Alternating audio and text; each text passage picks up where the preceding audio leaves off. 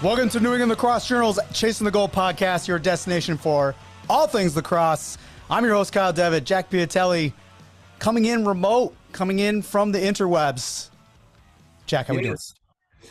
Haven't been traveling as much due to my surgery, but everything's good and ready to go, and looking forward to our next guest. Yeah, I saw Jack the other night. We're taping this right after one of his showcases. And you look pretty spry. You were moving around. Yeah. You know? Yeah, I lost a lot of weight because I couldn't eat either, so it was good.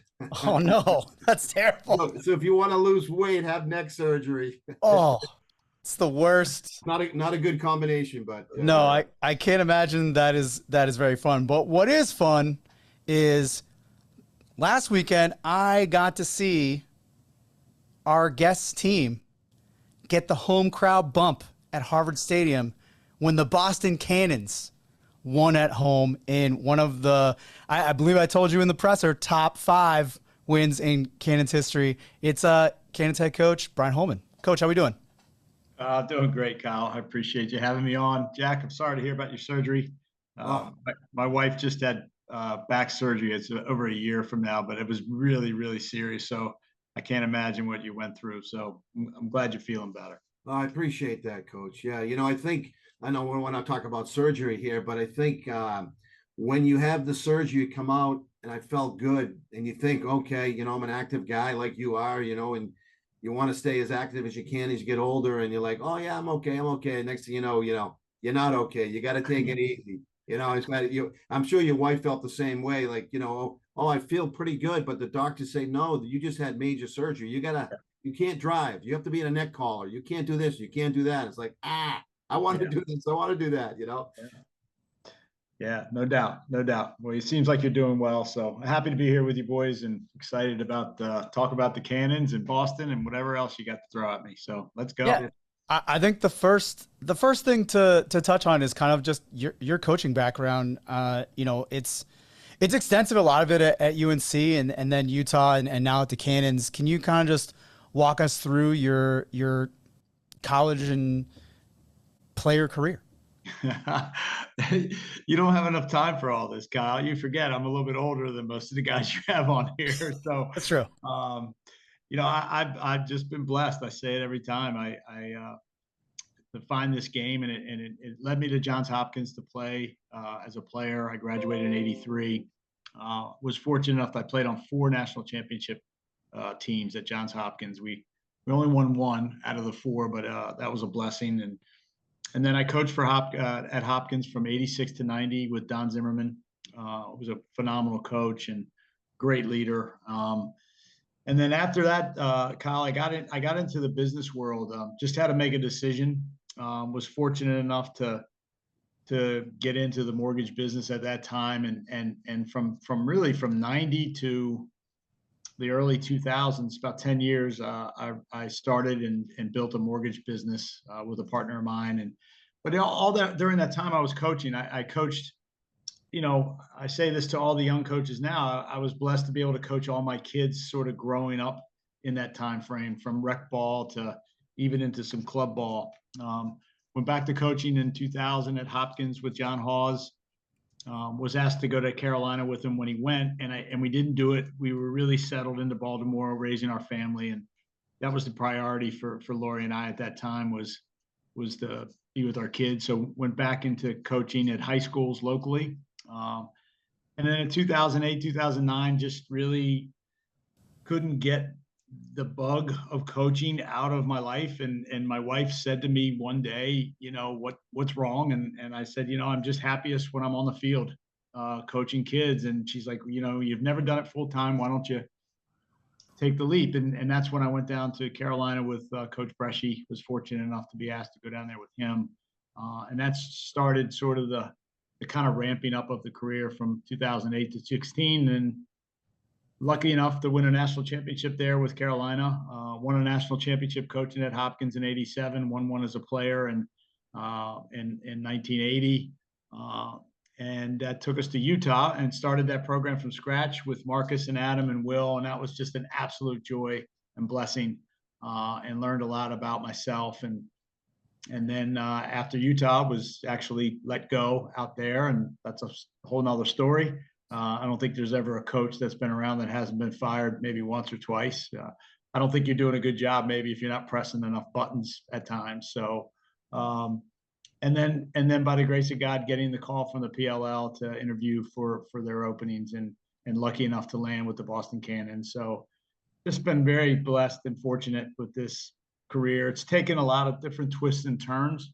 And one thing I'm really proud of and happy to say is that I've literally coached every single level of this sport that there is to offer, from 5-year-old kids to rec ball, to club lacrosse, to JV, to varsity, to fresh soft lacrosse in high school, to club lacrosse in college, and to coaching at great institutions like Carolina and Hopkins, and now the pros. So, got a long track record, and I'm proud of it, and just very lucky to be involved. So I told you it was kind of a long story, so it's hard to spit that out. That's great. We love to hear it, Coach. And it was great to be in a press room with you. I think what's funny, being on the other side and also coaching myself for a long time. There's a disconnect, but there's also a familiarity, right? And I'm in on these press conferences at Harvard, and we're just talking to coaches, and everyone's just sitting in the same thing, and I'm just pumped to be here because I haven't done it in so long, and it's kind of like I just enjoyed it so much. And getting to talking to you at MYLA at that convention, and I talked to Marcus a lot when he was playing earlier, like Ohio, when he was with the Machine. We had a couple really, I don't know if he told you this, but really long talks about like the league and the direction and stuff. And he's just so thoughtful. And that's one of the things when I didn't get a chance to tell you this in person, but I'll tell you on the podcast, he's just a thoughtful person. And I think sometimes we get into, as media people, as well as coaches, we get into oh, this kid's like this, or this person's like this. And, you don't expect, I think the first time I talked to him like that, I didn't expect it. And I was like, oh, this is great. We're talking together like humans, not like I'm not trying to get anything out of you. You're not trying to get anything out of me. And, I thought I'd take this opportunity to be like, Marcus Ray's right. He's a great guy, and he's very thoughtful with his thoughts on lacrosse and how he's doing things. So, thought I'd drop that on you in the podcast. I appreciate that. I'll tell his mother when he gets home, because that's where he gets all that from. So we've been blessed. We have 3 beautiful kids, and they've all played. And the word I like to use about Marcus, and this doesn't jive with the way he plays. He's just a very empathetic person. He really, and that's why he does a good job when he coaches. He really feels the other person, and I think that's why he's a great leader. And I think that's why teammates like to rally around Marcus, is because it's more about the personal relationship with him, and he has a great feel for other people and how they're feeling. And that's a God-given gift. That's a hard thing to do in life today. And I think that's one of his greatest traits, to be honest with you. So thank you for saying that. Yeah. Coach, you had mentioned that you coached at every level, and you see a lot of these young college coaches today. They play at a college, then they become an assistant coach, and then they continue to coach and and they eventually will find a home. But they've never coached at the youth level. They've never coached at the high school level. Me personally, like you, I was very fortunate. I coached my daughter and my boys. I started a youth program. I was a high school coach. I was a college coach. I played, coached professionally. But you're such a better coach when you coach youth. You learn patience. You learn the basic fundamentals of how to teaching the game. And then high school is a different animal. But when you get to the college level, and the reason why you've had so much success, I believe, is because you've coached at all those levels. And then when you get to the level you're at now, you have so much knowledge, not only how to coach these players, but different personalities and great patience. Because to quote one of our guests, when all these players show up, different ages, you don't know what is in their backpack when they arrive. Yeah. No, Jack, I couldn't agree with you more. I tell this a lot, and and again, it's part of age, right? You get older and you start to view things differently. Yeah. Um, but it's been one of the biggest blessings of my life in the coaching, history is to have, I tell guys all the time, you really want to cut your teeth, go coach. I coach the fresh soft team at Boys Latin, and if you know anything about Baltimore, it's a very competitive place. And the fresh soft team at a school in Baltimore these kids there's, I hate to say it, but they're like kind of the bottom of the barrel. Like if you're not making JV or varsity as a freshman or a sophomore in Baltimore, you're probably not playing lacrosse at a high level, right? Go coach one of those teams. Go figure out how do you motivate or inspire a group of kids that really do know that they're not the best around. Go coach a bunch of 5 and 6 year olds. What kind of games can you come up to keep them engaged for an hour, and also maybe help them, learn along the way. So I couldn't agree with you more. It's a tough thing to tell a young hotshot coach in college that if you want to be maybe better or really expand your base, maybe you should go coach a JV high school lacrosse team in an area that's not very good. And they look at you like, I don't, really? I don't need to hear that. But I know it's paid dividends for me. And I know the relationships along the way have meant everything as they do to you. So I've been lucky in that realm for sure. Thank you. Yeah, I learned at a very young age when I was coaching was that if you have 25 players out on the field, right, you might have the 25th guy on the roster. First day of practice, you say, but you don't know what you have until you give every single kid the opportunity to play and to learn. A lot of coaches, these 15 kids are the 15 that I want to work with, right? But the back 10 could be your best players in 3 years from now. And you learn that very quickly when you're coaching youth, because they develop differently and they different times, different places, and so on and so forth. No doubt. And you're, and what we're required to do is engage every single one of those kids at the level that they're at. Right. Exactly. And it takes patience and it doesn't always go like you planned, as Kyle, that you've been coaching, and yeah, but that's the blessing of it. I think that's what we're out there to do, right? If it was that easy, everybody just be coaching championship teams all the time, right? It's not that easy. So, well, I used to find a field that was close to a local saloon, because after practice, I just run to the saloon. Yeah, it's funny you bring up, hey, you say to a kid coming out of college, go coach a JV high school program. I probably should have done that before I just started coaching college. I did the reverse of that. And what I realized after my first year coaching JV is I need to get so much better at this. I am not good. And I coached in college for 12 years. I coached with a lot of really good coaches. I've coached against a ton of good coaches, lost a ton of games, won some games. And I learned more in one season of coaching JV in Hopkinton, New Hampshire, which is a small town. It's one of the smallest schools in the entire state, and New Hampshire's already small, right?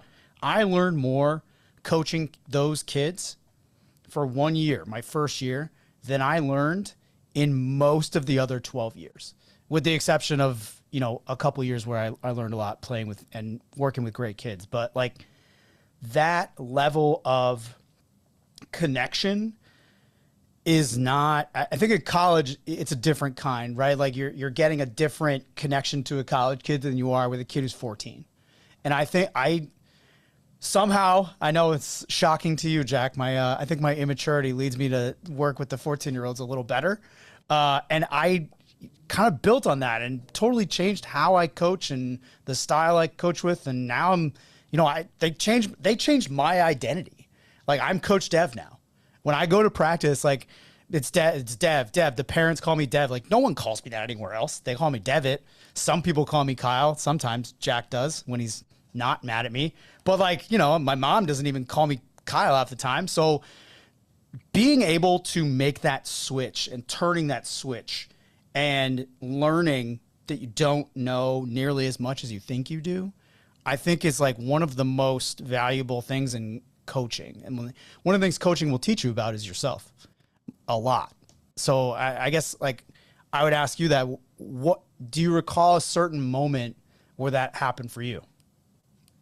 I don't, there wasn't any like Nirvana, Kyle. Like,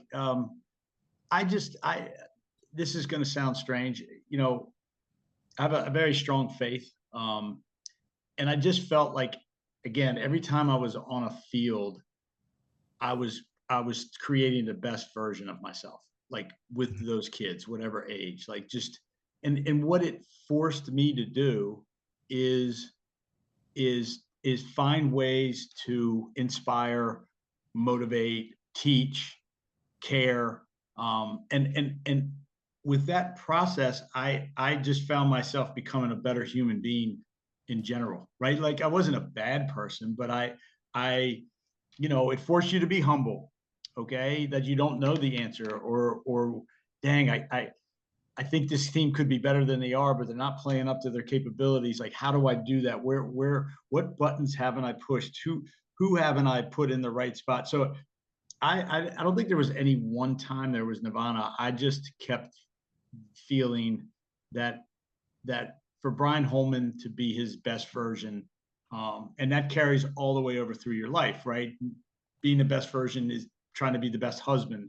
You know, I've been blessed. It's the highlight of my life. I've been married for 37 years, and if you would ask me when I got married, you're going to be married for 37 years, I would have said, oh, there's no way. Like, you know, I couldn't even think about that. And, you know, so that allowed me to be a better husband, and coaching allowed me to be a better father, I believe, a better friend.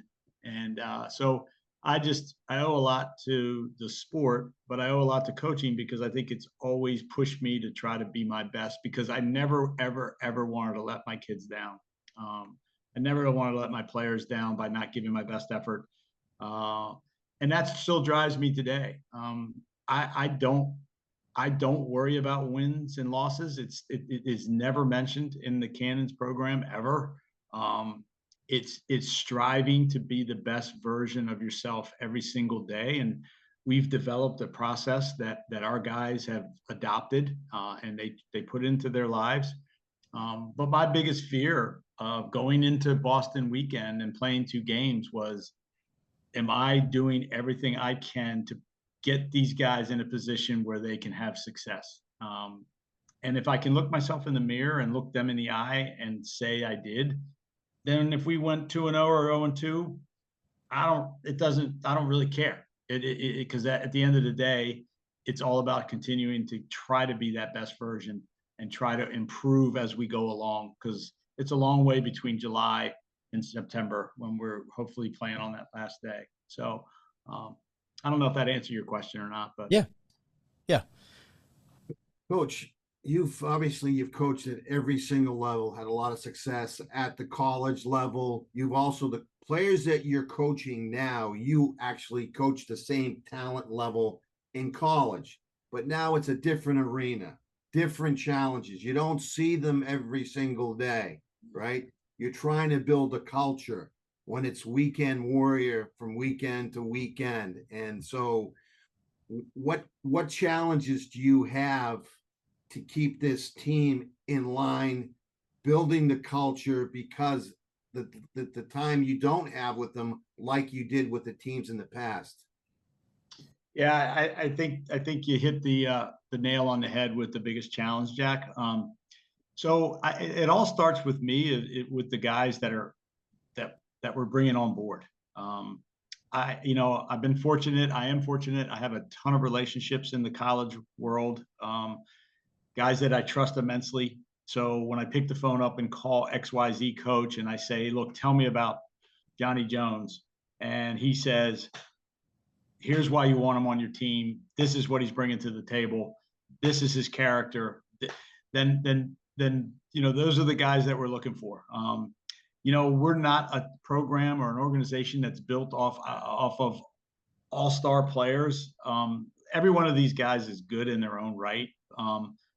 But it starts there. It starts with really doing my homework ahead of time with the group that I want to try to put together, because there's a word that is part of our pillars. We have 5 pillars that drive our organization, and it's trust. So, we don't see them every day. All right. I don't know if they're working out. I don't know if they're going to the gym. I don't know, but we have to have that level of trust, that they are as committed as we need them to be, because our goals are very clear. We want to be the best organization in the PLL from top to bottom. We want to compete for championships. So if you're part of this organization and you clearly understand the path that we're on, then I have to trust you and you have to trust me. So it starts there with the homework. It starts with the people we bring in. And it starts with a high level of expectations and accountability from me to them to me. And most importantly, Jack, as you know this, and Kyle, it's player to player.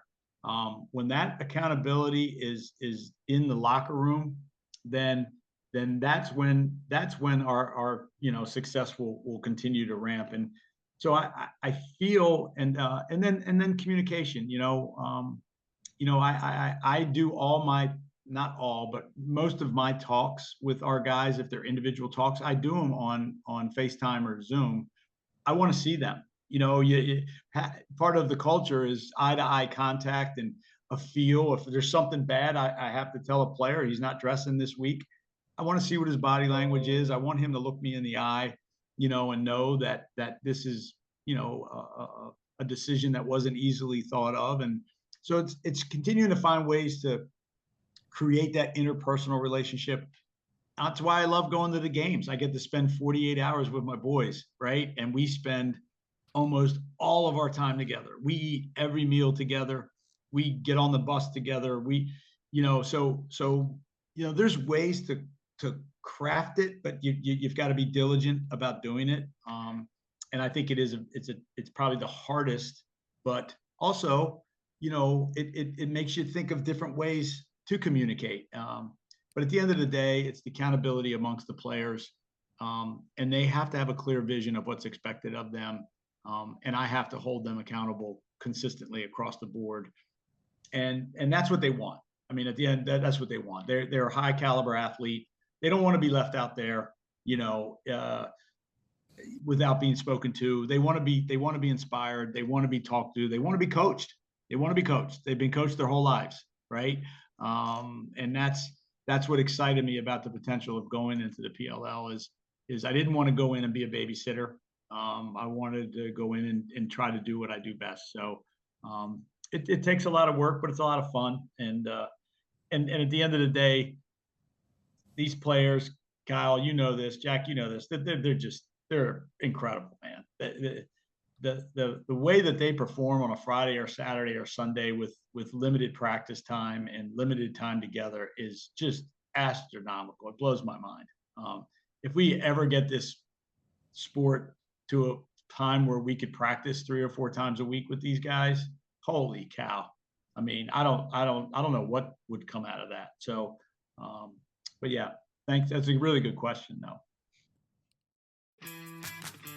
Hi, I'm Rachel Hedden, head girls lacrosse coach at the Frederick Gunn School, an independent high school in Connecticut. We play in one of the most competitive prep school leagues and place athletes at top college programs. To learn more, visit gogun.org. That's GOGUNN.org. Hey, it's Bobby Moran, Director of Athletics at Thayer Academy. You know what? Experience matters, and Thayer Academy's professional coaching staff understands how to work with each student athlete to help them succeed. Our coaches and faculty are committed to ensuring both 5th to 12th graders feel known, connected, and prepared. This is Thayer's secret sauce, nurturing each student to reach their full potential. Here, success is truly a team sport. Are you ready for your child to take the next step? See what Thayer has to offer at thayer.org. That's THAYER.org.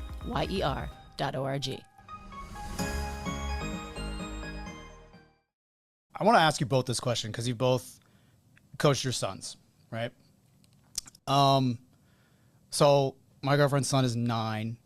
He actually went to the game, and he and my girlfriend got captured going like this on video with Connor Fields' goal between the legs. And so did I. I did the same thing. I think everybody did. It was one of the craziest things I've ever seen with this. This is the other thing, is with this offhand. So this is a between the legs goal that happened at Harvard Stadium. By the time you listen to this, it might have been a couple weeks ago, but it was an incredible play. The town that he plays in, he's 9 years old. They keep asking me to coach, and I have come to the realization that I am terrified to coach all these kids and their families who like ask me to do it all the time and are constant, because it's not there is lacrosse in the town, but it's not as it's New Hampshire. It's not like where we're all from, right? Like I feel bad. I keep like downplaying my state all the time. I love it so much, but it's true. It's not Maryland and it's not Long Island. Like, sorry, and it's not Boston either. It's not any other part of Massachusetts. How did you come to enjoy it? Because I'm not terrified of doing it. I know I can do it. I have the ability, but I don't want to do it wrong, and I want to enjoy it. I want him to enjoy it, and I want all the other kids to enjoy it. So like, I guess I'm just asking for advice, because I'm probably going to end up doing it eventually, but I don't know. I haven't been able to say yes, Does that make sense? Yeah, yes. No, it's a legitimate concern. I mean, I'll go first. I have an older son, Matthew. He's 2 years older than his brother, Mark. Matt was a really good goalie, played at Gilman, and ended up being a backup goalie down at North Carolina for us. And then my youngest daughter, Sydney, she was the best player out of them all. She was a phenomenal high school player, and she was player of the year as a freshman at North Carolina. And she ended up tearing her 2 ACLs, her right and her left knee. Played all 4 years. She's still in the top 10 in assists at UNC, but was never quite the same. The only sport I ever coached her in was basketball, and she was a really good basketball player. And I only coached her for a year because we couldn't do it. We couldn't exist together on the sidelines. She was a lot tougher to coach than the boys were. And I coached Matt in rec league and so on and so forth. But I'll give you a quick story about Marcus. And this is what, Kyle, kind of flipped the switch for me. I was coaching Mark's football team. Marcus was a very good football player. We actually thought he was going to play football in college. He was probably 10 or 11 years old, and we were playing a playoff game. He was a running back and a linebacker. And, we ended up losing the game by a touchdown. We had a chance to win it at the end. And Marcus kind of went off script at the end of the game and didn't do what the coaches were asking him to do, whatever. We got in the car on the way home, and I really led into him. And I think he was 10 or 11, and, much more severe than I probably should have at 11-year-old kid. And we get home, and he's crying, and he gets out of the car, runs up to his room, and my wife comes out. It's like, what the heck? And I tell her what happened, and I felt horrible, like horrible. So later that night, he didn't come out of his room, which was unusual. And I go in and he's still pretty upset. And basically I apologized to him. And at that moment, I really just said, what am I doing here? Right. These are my kids. These are our kids. Like I never wanted to be that kind of, I didn't treat anybody else that way. I wouldn't have yelled at the other kids the way they yelled at him. And I apologized, and I told him that would never happen again. And basically I made a pact to myself that for as long as I was ever coaching any one of my kids, that every single day would just be about being grateful to be out there on the field with them. And I did not want to ever treat them any different than I would any other kid that I was coaching. And that kind of flipped the switch for me. And that's how I've approached it ever since. I've been able to be with him for 4 years at North Carolina. I've been able to he's been an assistant coach for me for 5 years at Utah, and now we're a couple years at the Cannons, and we literally give each other a hug every time we're out on that field together, and just say have fun and enjoy it. And to wrap this up, there was an article, a kid was interviewed at North Carolina, and one of the questions was, what's it like having Coach Holman, kind of coach his son and coach whatever. But the quote was, and this is really what hit me hard and it made me feel so good, was the kid said that Coach Holman coaches all of us just like he coaches his son, like we're all his sons. And that's when I realized, like, I've kind of, all right, I made it. They're all my boys, and I don't coach any of them any different. But that was a really hard lesson to learn, for me. And I never, ever wanted to see my son, cry because of me, after a sporting event. So I would say go all in, man. Those kids need you. Parents need you now in today's world. And those experiences are times that you're never, ever, ever going to regret and have back. So I agree 100% with you, Coach. And the other thing I would say to you, Mr. Devitte, is Ollie better off with you on the field or someone else on the field?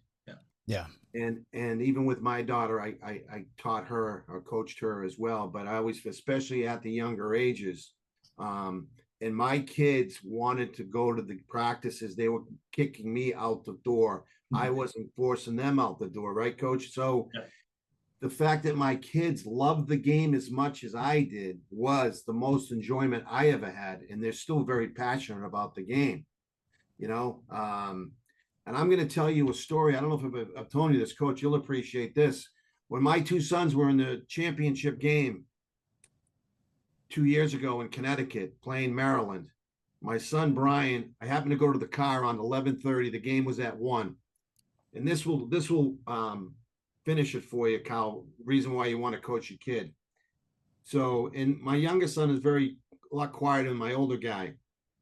But my phone rings. I'm in my car cooling off because it's a very hot day, charging my phone. He calls me 11:30 and saying, what's going on? What's going on? I thought maybe he wasn't dressing, this, that, and the other thing. And he said, what are you calling? He goes, Dad, I just wanted to call you and tell you this experience is awesome. And if it wasn't for you, John and Brian wouldn't be here today. And I still get emotional about that, that he picked up the phone an hour and a half before the championship game to thank me for coaching him and doing what dads do, right? To try and make their lives better. So you'll appreciate that, Coach. Yeah, absolutely. Yeah. I'm going to get emotional if we keep talking about it. So I have to change the subject. Yeah.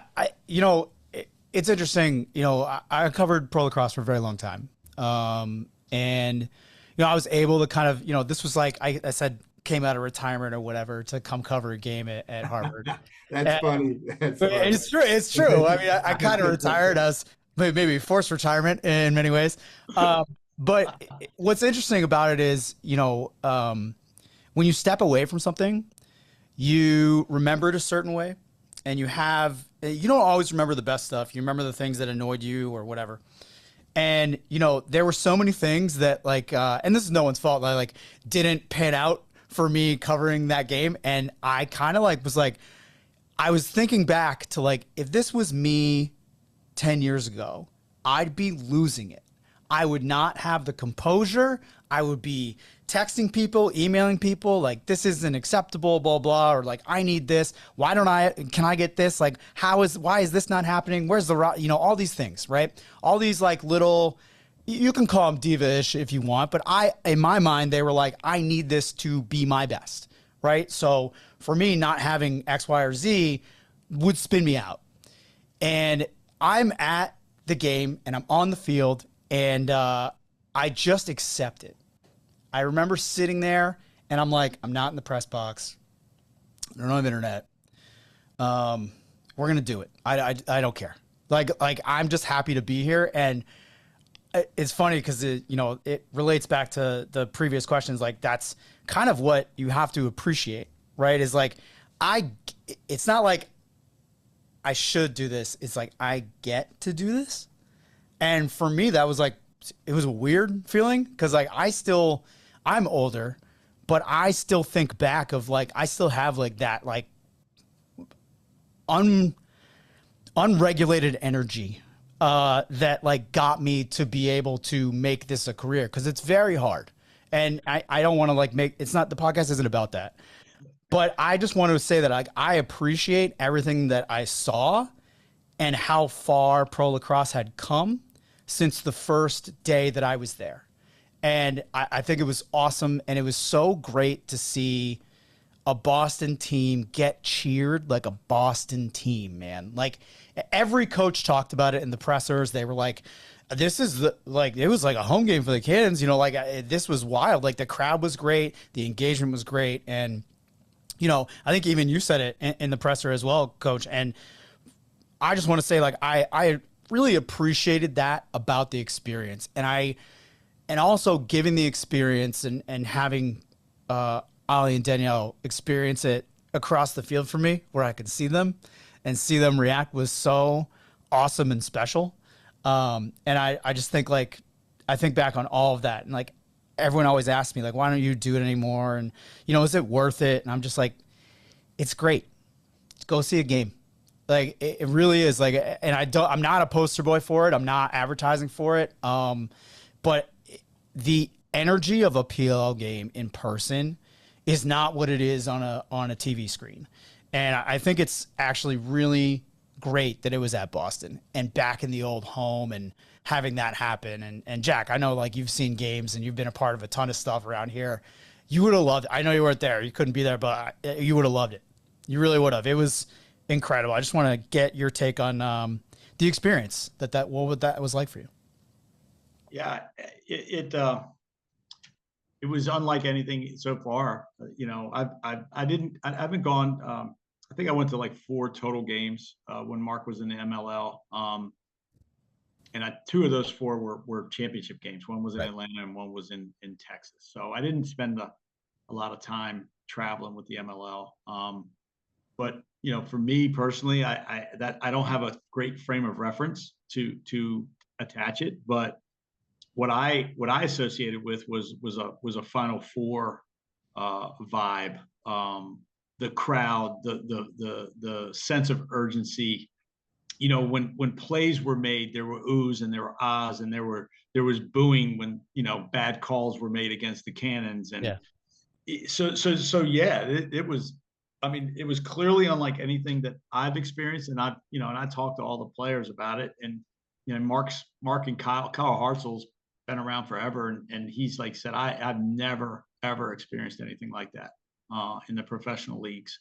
So we're just so grateful, you know, that happened. And I know it had an effect for us on Saturday, and I actually think it affected us a little bit on Friday. I think we were really almost too excited on Friday when we went out. Our team's pretty level head. We call it having a blue head, just trying to stay in the moment and, you know, not get too high, not get too low. This league has a tendency to have a lot of ups and downs, and it happens fast. And we're pretty good at it. But I thought Friday we were a little bit more intense and emotional early in the game, and I think it hit us in the fourth quarter. We're a team that we haven't lost many fourth quarters since we've started the Cannons. I can count on less than one hand how many fourth quarters we've lost in 2 years. And we got shut out by the Redwoods 4-0, and out.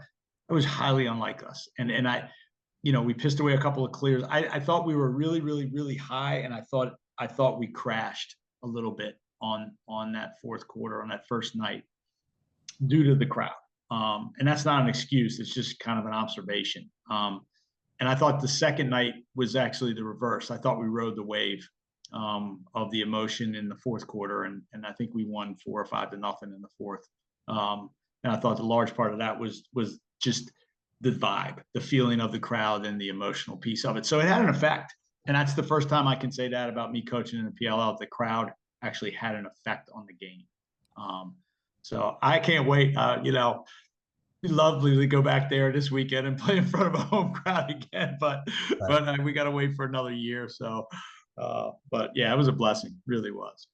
Coach, other than the players being bigger, faster, stronger, smarter, you know, what are your thoughts, or what did you have to do as a coach to adjust the rule changes? Like, I mean, it's a different game. The shorter field, the shot clock. You know, you got a lot of LSMs who have become more of offensive threats. Did you watch a lot of film? Like, what changes did you have to make in order for you to have the success you're having so early in the league? I'd like to say I have it all figured out, Jack. Obviously I don't. I'm a lucky man. I've got great assistant coaches. Jim Mitchell's top 2 or 3, maybe 1 offensive mind in the game right now, and going to be a great head coach when he gets the opportunity at the right place. Last year I had Mikey Thompson, who's a phenomenal head coach in D3, Christopher Newport. Mikey could run any major Division I program like that and be a superstar. As a matter of fact, if any major Division I program in the next year or 2 is looking for someone, if they don't call Mikey Thompson, they're out of their mind, because he's got it all. And now I got Hartsey, and you can't ask for anybody better. Kyle Hartzell's name speaks for himself. He's, arguably one of the hardest workers, toughest dudes the MLL has ever seen. And our guys, he has instant respect in our locker room. So those guys make my life really easy because of just the information that they can feed me on how we want to look and how we want to play, right? That's their job. My job is to go find the guys and kind of craft the bigger picture stuff. The one thing I will say, Jack, that I've learned really quick, all the bigger, faster, stronger, 2 things that stand out to me because of sort of the rule changes and the way the game's played is that you have to process information exceedingly quick. Yeah. So when I'm watching all these great players at Notre Dame or Virginia or whatever, I kind of move off the athleticism and I sort of focus on how quick can they process what's coming at them. Because you could be the best, strongest player in the league all you want, and all of a sudden, you've got Gavin Adler in your gloves, and they get to you so fast. Like the slides and the rotations are so quick that if you can't process that information in a microsecond, you're going to struggle, right? And that's not an easy thing to do. That's something that needs to be worked on. So when I talk to Lars or Tills or any of the coaches that we're looking at players, one of the questions I ask them is that can they process? Can they, how quick can they get the ball in and out of their stick? Are they a step ahead? Are they a Mikey Sowers type? He's seen 3 or 4 plays happen at the same time. Those are the guys that excel. So that's something I learned really quick, is that processor has to be on high tune all the time. And it doesn't mean that everybody has to have it, but you've got to have some semblance of it, or you're going to struggle. So I would imagine, especially with the field being shorter, you're running over the midfield line, and next thing you know, the defense is right in your face, right? Yes. And then now you've got 52 seconds on the shot clock versus 80 in college. So now the field is shorter, you got people in your face, and now you don't have as much time to execute. So the reaction time is really cut down, and now you've got to really, understand what's going on out there. Yes. You have to make more faster decisions at a higher speed, really. And that's the game. Like literally that's the game when you watch it. It's the guys and the teams that can do that on a regular basis have more success than the guys and the teams that don't. So do you do a lot of adjusting during the game? Do you make any adjustments? Probably very difficult because it's so fast and there's so much going on, right? Yeah, no, it's halftime is really the time where you got to dig in. Going in, we'll usually have 2 game plans for offense and 2 for defense, right? At halftime, we'll analyze if the initial game plan we had is working, we'll stay with it, tweak a few things. If it's not, this is the secondary, and it's not totally opposite. It just may be a slide here, or we're going to hedge here, or maybe we go adjacent in the second half. And on offense, it's maybe tweaking up what we're doing on the backside, or can we get the ball lower, or maybe we're going to dodge from some different angles. So it's not major, but we always go into a game with an A and a B plan on both sides. But during the game, that's kind of why I like it, honestly. Like you know, I'm not a control freak. I just think there's a glorious nature in the sport of lacrosse that has to happen by its nature. Like, look, you tell all the kids, I tell the kids all the time, half the game of lacrosse when you're a young kid is it's played out of the mess. It's the ball tips off somebody's stick. It's on the ground. It's like, what do you do then? Right. Like, you can't script that shit. Like, so I really, in my heart, love to let go. And so the games for me are a lot of fun, actually. I really appreciate the talent, and some of the stuff I've seen happen out of there, I never would have seen on a lacrosse field ever. So I really appreciate that. And my job is leading up to the game. Did I do enough to get that team prepared to compete at the highest level? And I go to sleep on the night before, and most 99% of the times I feel good about that. Right. And then it's up to those guys. And then I'm there to help during the game, add a suggestion here or there. Halftime, we go in, do our thing as a staff. So it's a blessing to coach this game. It really is, because you don't have a lot of control, and you can't scream and yell because nobody can hear you. And I don't like to do that anyhow. It's just a waste of energy. They're pros. Well, you got to let them go. It's been a lot of fun. Good for you, Coach. Yeah, Coach, you're the GM as well as the head coach. And I think what everyone, I kind of have to ask this question because everyone asks me all the time, like I would know. When are we going to get to the point where PLL is city and city, we're playing, and we have different GMs, different coaches, different assistants, and we have kind of a full staff to make these teams with like individual owners and a little bit more expansive than where we have now? If you were going to estimate it, how many years do you think it will be before all those things are in place? Honestly, Kyle, that's like way over my pay grade. I'm not trying to like soft soap it. I just don't know. I don't get involved. I don't really, I want the same thing you guys want. I clearly see that as the direction, and I have so much trust and faith in Paul and Mike in the group that they have running this thing. I know that that's on the board for them. But I would be crazy to sit here and say it's going to be 3 years, 5 years, 4 years, because I clearly have no evidence, nothing to base that on, besides a gut instinct that it is going to happen.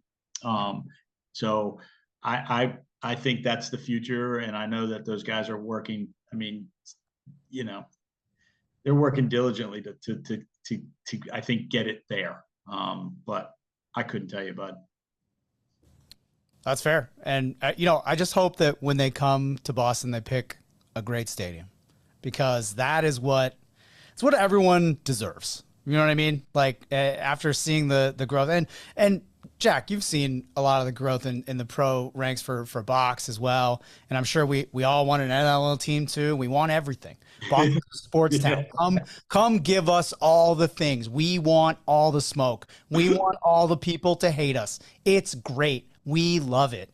I would love to see that happen in box and an outdoor field. The sports fans in Boston are very passionate about lacrosse. They love lacrosse. They do. I mean, they can't get enough of it. Yeah, no, we're on the right track. And